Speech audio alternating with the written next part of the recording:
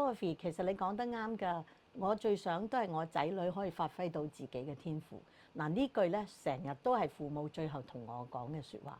不過好似好冇方法，其實真係有㗎。原來真係天生我材必有用。每一性格嘅小朋友咧，如果佢能夠充分地發揮咧，佢都有佢出色嘅地方。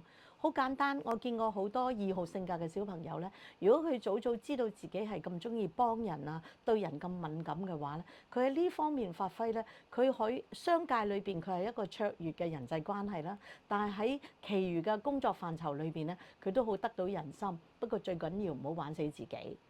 3號性格嘅人咧，佢嘅能力好高嘅，好目標為本，咁所以佢屢創佳績。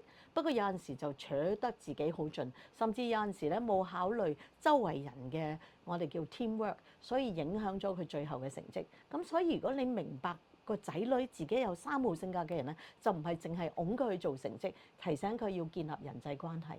4號性格嘅小朋友咧，好多時都令父母擔心，因為情感比較豐富。但係如果你提早俾到佢一個表演自己嘅機會，無論係音樂、藝術、舞蹈或者球類，甚至一個佢可以發揮自己寫到啲嘢出嚟，其實佢都可以發揮到佢個上天俾佢個一種敏感同埋天賦嘅豐富嘅情感。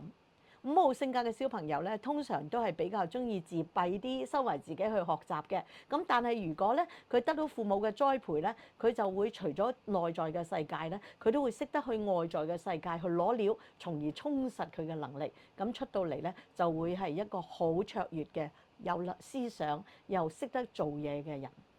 6號性格嘅人咧，做嘢就比較謹慎，有陣時諗多咗。咁做父母嘅就唔係幫佢決定，唔係控制佢條路，反而鼓勵佢冒少少險去行出每一步。佢每一次嘅小成功就會累積佢嘅大成就，到最後咧，佢好多嘢都做到，係一個好謹慎嘅決策者。相對佢個鄰居7號性格嘅小朋友咧，就係由細至大都係開心快活人，好識玩，好識得自娛，亦都識得娛樂大家。不過有陣時因為太多嘢玩咧，就令到佢好難專心啦。所以做父母就要設計下有咩方法去令到佢可以專心，但係亦都好玩呢。咁呢個小朋友咧喺嚟緊呢個世界裏邊咧，好需要佢嘅多才多藝。不過要變成係一樣行得通嘅嘢，而唔係樣樣嘢都係3分鐘熱度。另外一個性格嘅人咧，我哋相對覺得佢比較狠啲，企出嚟勁啲，有 leadership。咁好多時咧，就因為佢咁中意企出嚟，佢做到 leader。但係有陣時就疏忽咗人哋嘅感受，甚至亦都有陣時疏忽咗自己嘅需要。咁呢種性格嘅人咧，我哋一方面要欣賞佢嘅領袖才華，不過同時應該要慢慢提醒佢呢個世界除咗自己一言堂之外，仲要聆聽下人哋嘅説話，先係成功嘅要素。跟住嗰個性格叫9號性格嘅人咧，有陣時令父母擔心，因為佢個優點就係個人好隨和啦，無所謂啦。不過佢有陣時遊白雲喎，好多時都唔知去咗邊度咁，又唔表態，咁有陣時令到父母會覺得，哎呀，都唔知佢想點。我想提醒，特別係父母，如果你明白到呢個性格嘅小朋友咧，最需要你有耐性，俾啲機會佢講，佢可能講慢啲，不過佢係有佢自己嘅立場嘅。如果你俾到呢個鼓勵佢咧，佢慢慢有自信表達到自己出嚟咧，再加埋佢好嘅人際關係咧，佢真係會係一個好成功嘅帶領到人嘅好好嘅 leader。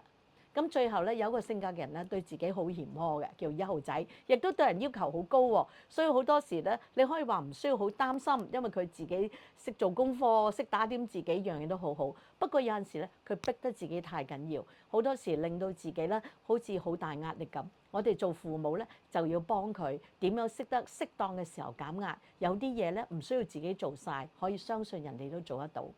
9型性格 Enneagram 喺我眼中咧，首先係一面鏡，令你睇到自己係一個點樣嘅人。但係對父母嚟講，呢個亦都可以叫做好似一個窗，你可以看穿睇到你嘅仔女係一個點樣嘅人。因形施教，唔同性格嘅人係上天俾佢嘅，呢個係佢嘅才華。我哋作為父母就係點樣去栽培佢，成為一個更好嘅自己。